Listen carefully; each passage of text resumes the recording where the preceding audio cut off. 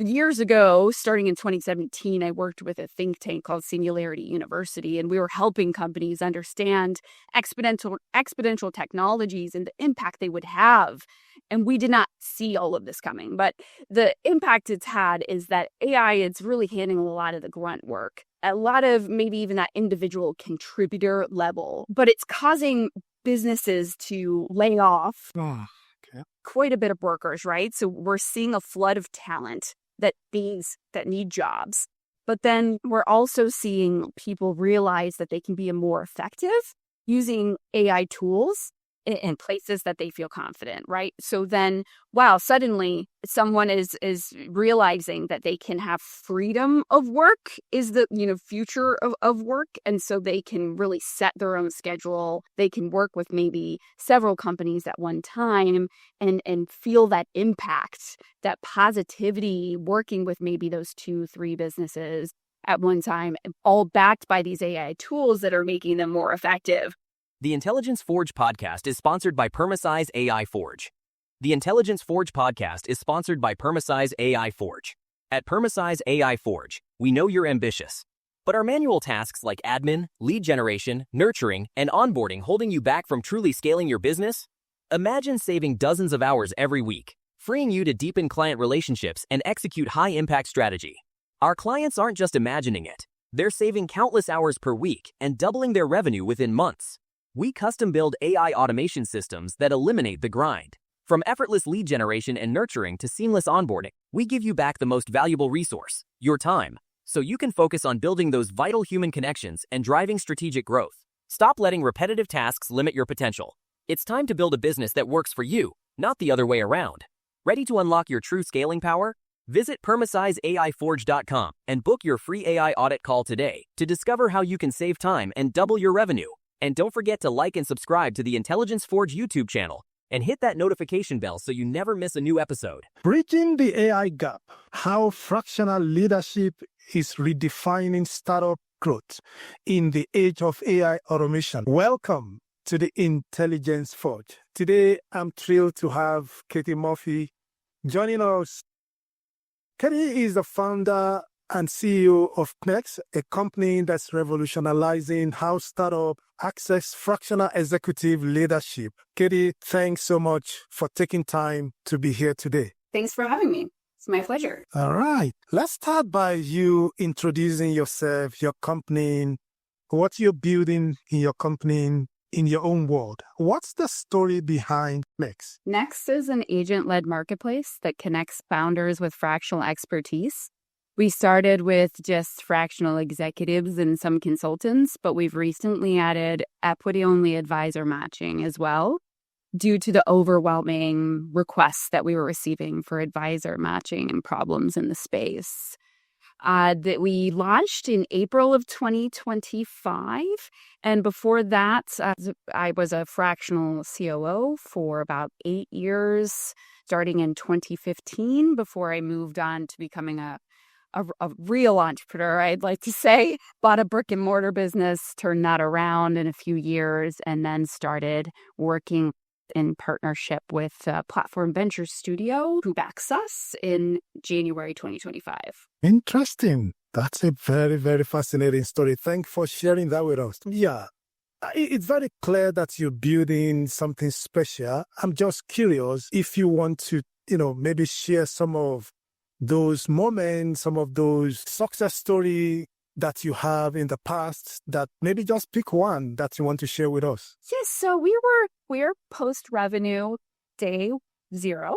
So that was the most exciting and some signal about the need for fractional expertise in the startup ecosystem. And since April, we've had 318 fractional executives and advisors join the platform. Now, only about 20% of those have made it through the initial vetting process. So there is quite a bit of weed out. But those are probably the best successes. And the role that AI played early on, we made a really great call by automating the onboarding experience for talent. That's an agent-guided experience. And also, one of our first releases was a verified testimonial tool that weeded out a lot of talent that couldn't get verified testimonials from a real human, which brings a lot of credibility and trust on the demand side being the business side. All right.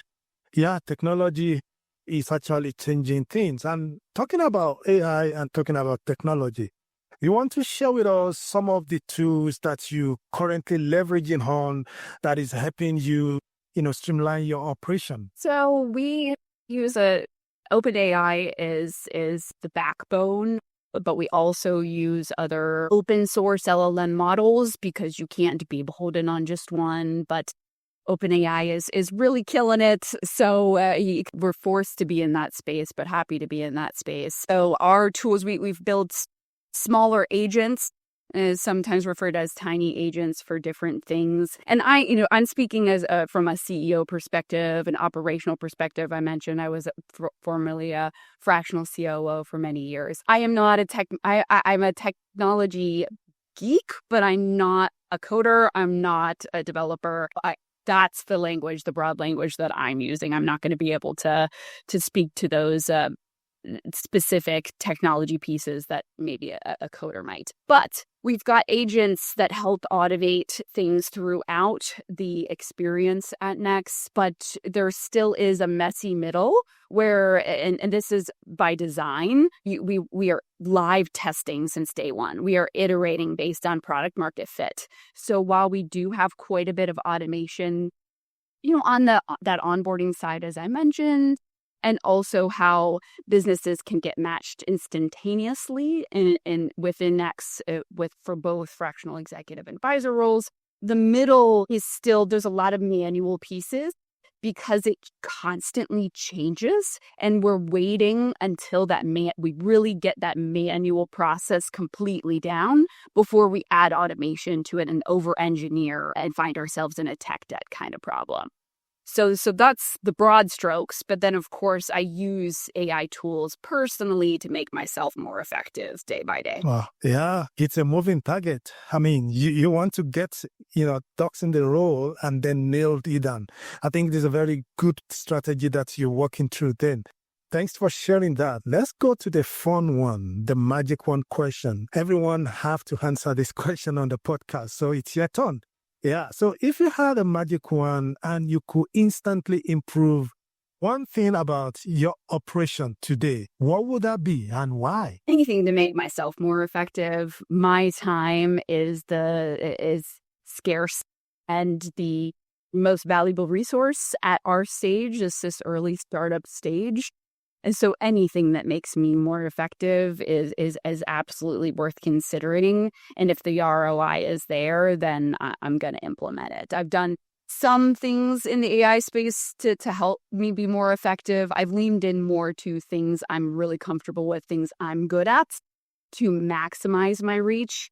I've failed to implement AI in places where I'm not good at, and it makes a lot of sense. If I don't have a proper understanding of the subject matter, for example, it's not my background, not my expertise, how could I properly prompt an agent to do the things I need it to do? And so I've kind of created more messes that way. So I've slowed down and waited on that manual process for me to feel really comfortable with that before layering on an AI tool. Fantastic. Thanks for sharing that. But given your background in operation and business transformation, do you believe there's a huge potential, maybe not even significant, but do you think there could be any significant revenue increase if more startup or more small businesses, mid-level business, if they start automating some of these manual and repetitive tasks? What's your experience like? Certainly, I'm trying to gather as much data as I can like customer success is a really great low-hanging fruit, right?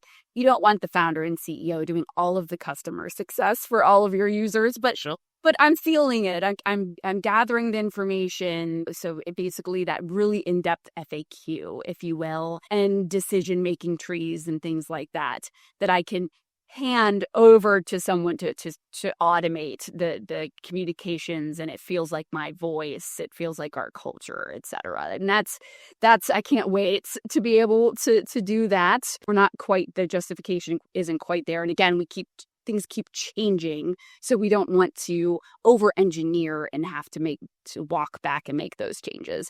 But that's just one example that a business, your options are to hire a human or to potentially automate using technology, like pretty much, or a blend of the two, perhaps a hybrid. And when technology makes sense is if it's, well, one, always aligned with your core values. That's huge. If your core values speak to more of a human touch, get the human touch. But if the core values speak to, you got to eat your own dog food, for example, because you're a technology first kind of business, then you want to lean into some technology. Or again, that hybrid approach. But that's just one of many examples that a business could automate some processes and some experiences to increase their efficiency and therefore their profitability in the business. Yeah, thank you so much for that. In your work, you mentioned something that's really powerful, that AI, can get startup 80% of the way, but we're still looking at the remaining 20%. So let's talk about the AI gap, in terms of what you've identified. From your perspective, what does that critical 20% actually looks like? Or those startups that fall within those 20%, what exactly do you think they're leaving behind, and what do you think they're missing out? They're losing traction. Traction's everything in early stage startup. And I've lived this. I've lived this recently. I wanted to eat my own dog food again, right? See if I could build a marketing engine using AI tools myself, self-educate, etc. I wasted so much money in SaaS subscriptions and my time doing that. I got to, I could say maybe 80%. I was having maybe 10 sales calls a week.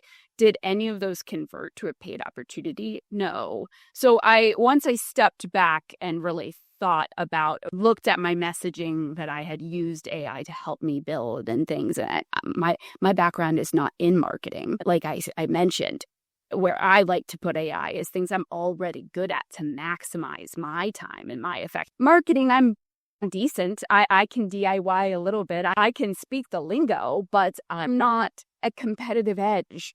And marketing, it can be such a critical competitive edge, especially with speed to market. So I decided to, again, eat my own dog food and hire a fractional CMO to come in and clean up the mess I made. And I wish I had done that 2 to 3 months prior than I already did. But it was still a really great learning process for me. Even someone with my background, with my success, I couldn't get where we needed to be. And now we've got a strategy that we're working from that will fix our top of funnel issue. And that human expertise was absolutely critical piece to add to the puzzle and gain the traction I need. Otherwise, if I kept going where that DIY approach, we would be at failure even at this point. Wow, that's really deep. Well, but I think your experience will continue to navigate the future for you. I mean, the kind of experience you have, definitely, it's going to help you in some of the decisions you're going to be making going forward. And I think that applies to everyone too. But if you don't have any experience at all, then you want to do a lot of things like you think, not trial by error, but you're testing it out. Because sometimes if you don't test some certain things, you don't know the result you're going to get. But once you get to that level whereby you know exactly what you're doing, then it's just for you to make the right decision at the right time, and then you move forward. And if it's not your area of expertise, well, just bring in somebody who can do it, who knows or can. Now, I will say it was a wonderful learning experience, right? If you bring in someone, maybe in marketing, or assign someone to that function too early and you don't feel it, you're not super close to your customer, you're not having those conversations and having those early failures, someone said productive friction. If you don't experience that productive friction early on, you're not going to understand your customers in order to properly explain what you've learned to that marketing professional. So I don't regret the what I went through, but it's a great example of how AI can get you 80% of the way DIY. Yeah. But it's not going to get you 100% and 100% fishing at the edge. And so. For sure, you're right. Okay, you've written about the rise of tiny agents. I mean, you've spoken about it also earlier today. It's more focused AI agents that handle one task at a time. So how is this approach different from what most companies are building? And why does this even matter? It's a little tough for me because this has been my exposure to building in the LLM space since day one. I self-educated myself when I was an entrepreneur trying to get into the AI space, right? So really trying to differentiate myself as a founder, right? If I was going to build something like Knex. But who I was paired with, basically my co-founder is Platform Venture Studio, essentially, and they have an amazing team of LLM developers, right? And so this was just they're first movers in the space, truly. And so they were already building in this way of not overcomplicating prompts, for example, and then that leading to hallucinations that you then have to clean up, block it back and clean. Yes. So if you're using smaller, it's pretty logical, right? Smaller prompts, simple things, one task at a time, you can police that a bit easier, right? Lack of a better word. And you could even make an agent that monitors the others, right? So if you've got 10 agents doing one task really well, and then you connect them seamlessly from 1 to 10, you have less hallucinations and you have better quality experience and less issues than trying to create something overly complicated that attacks all 10 of those tasks at one time. And so when I read the article, I'm blanking on the author. We'll have to follow up on that and include that with this podcast for the listeners. It just was like, wow, I love how simplified they had described it. And it was pretty cool realizing that that's the way we've been building Knex since day one. And that wasn't necessarily an industry standard yet. So did I answer your question? Yeah, well said. Thank you so much. Okay, let's get into some specific into how some of these concepts are affecting the startup ecosystem. How is the intersection of AI and fractional leadership currently affecting startup growth and scaling efforts? What pattern are you seeing across some of those companies that you work with? Fractional talent is exploding, right? So we've got things that we never anticipated when generative AI really landed, right? We did not anticipate that software development in many of those roles would disappear overnight. That was not something I think our leaders and even some of our technologists, great minds, even foresaw. Years ago, starting in 2017, I worked with a think tank called Singularity University, and we were helping companies understand exponential technologies and the impact they would have.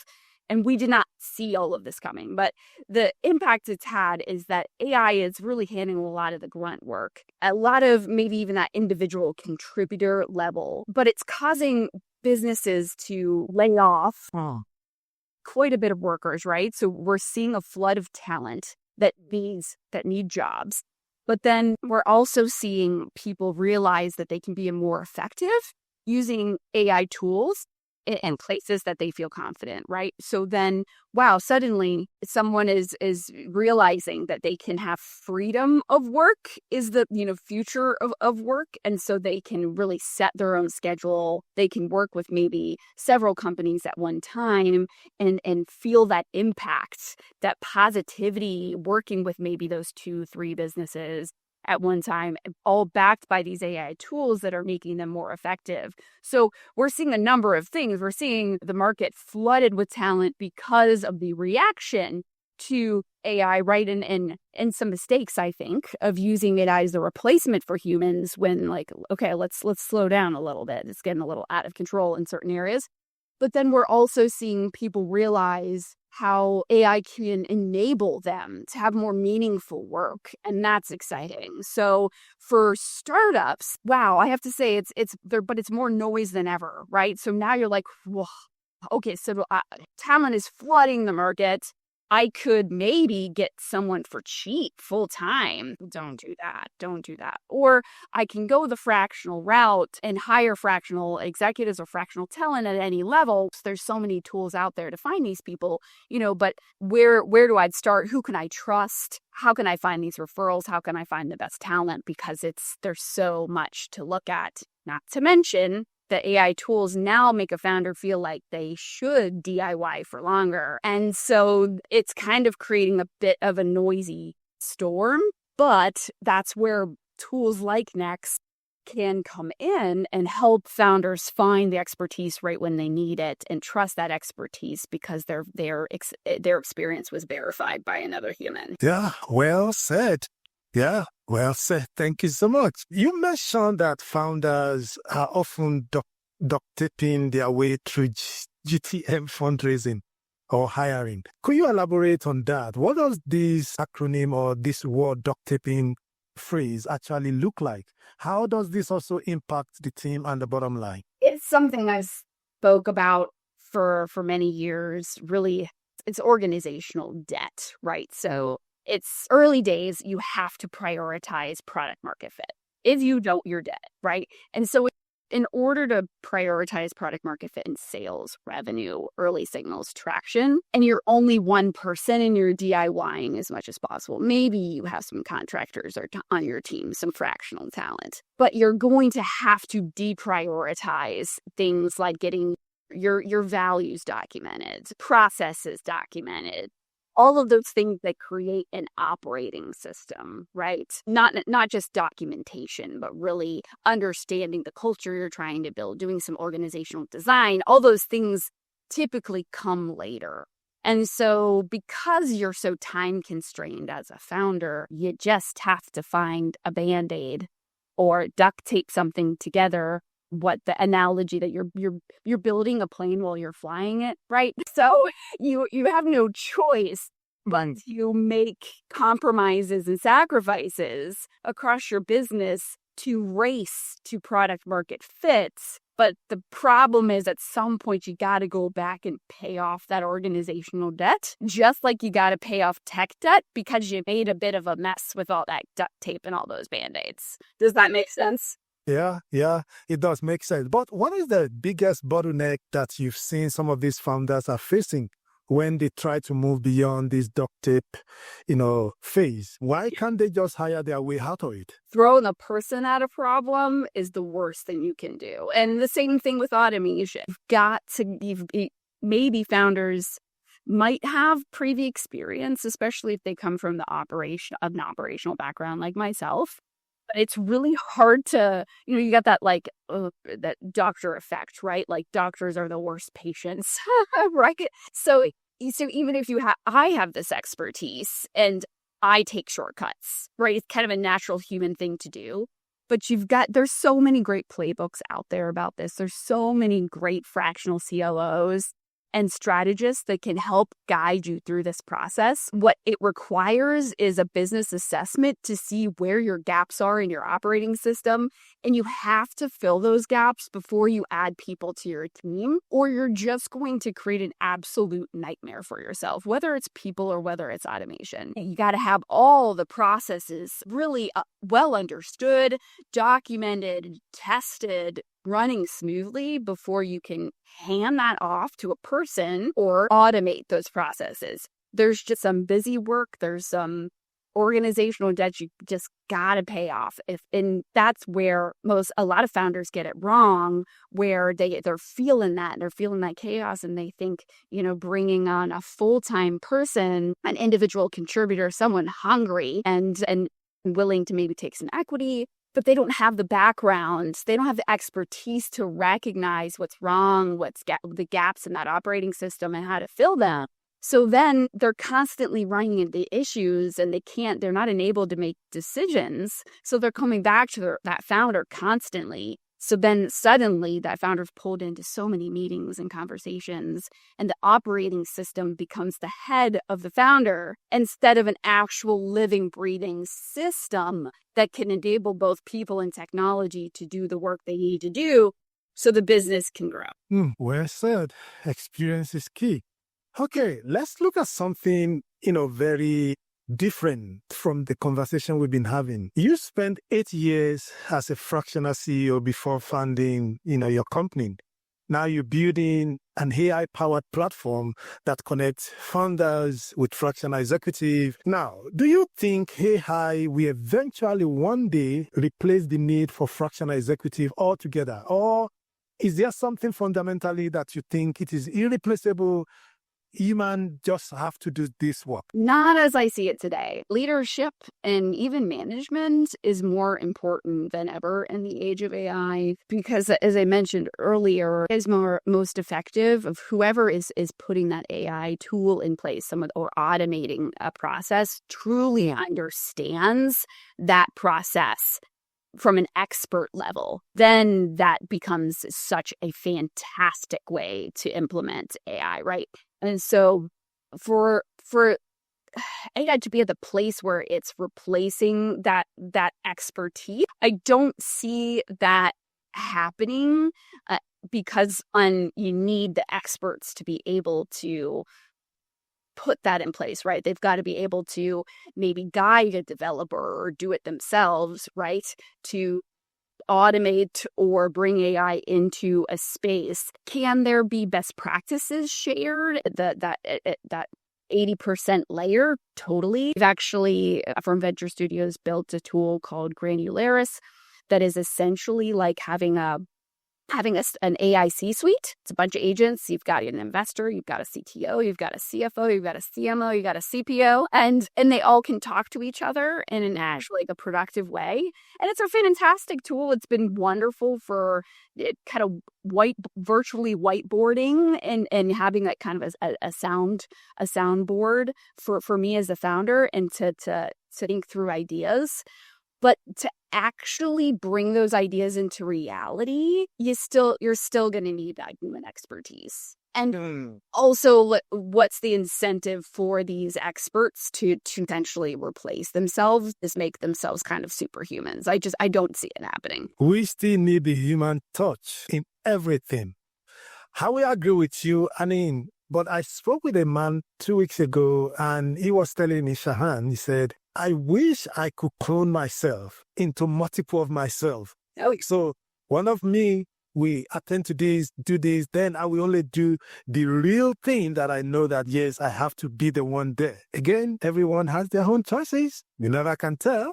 So never say never, but I still believe and I agree with you that human touch is very important in everything that we do day to day. Let's talk about time management. You're a very busy founder in everything that you do. How do you see AI helping you, buying back some of your time to be able to manage what you need to do and what you have to maybe outsource maybe to AI or to somebody else? How do you bridge that gap? I definitely see it on the customer success side. I've wanted to feel that. I've wanted to stay as close to my customers as possible. And it's mostly users, like our talent users, right? So we have like 318 of them, and it's starting to get out of control, right? The questions, the support questions, things like that. But I'm not always hearing the same things over and over. I'm starting to, but that's when the opportunities arise, when you're starting to see the same questions over and over again, and the solution hasn't changed. How to guide them through whatever they need to do to optimize their profile, for example. If that's always the same answer, then wow, that can be really, really powerful way to automate, right?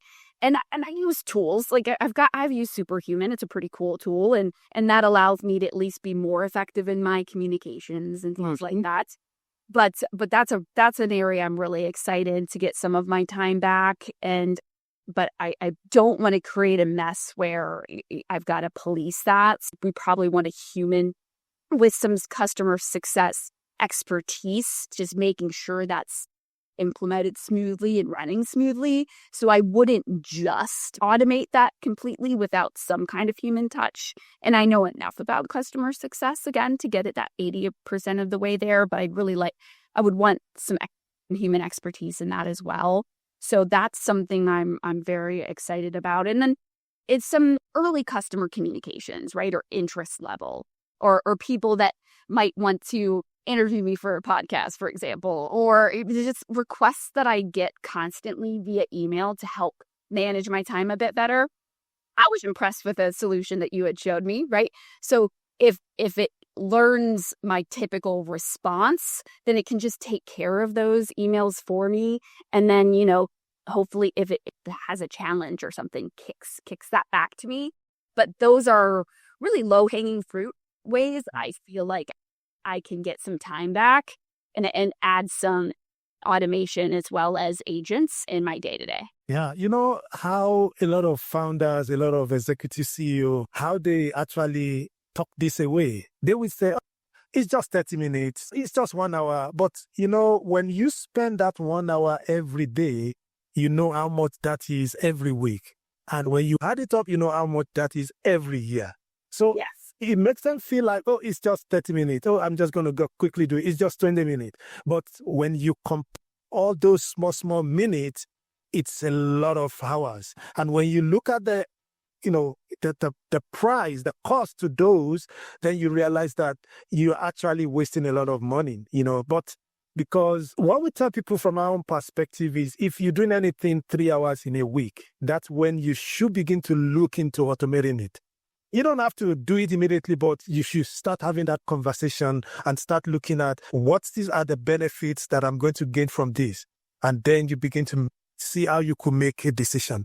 But thank you for sharing your own insight in terms of what you're doing and what you want to do go forward. Now, where do you want to see in terms of growth, see your company in the next 12 years? And I'm not talking about, financial, but I'm talking in terms of the people you want to help, the company you want to work with, in terms of the results you want to get, the achievement.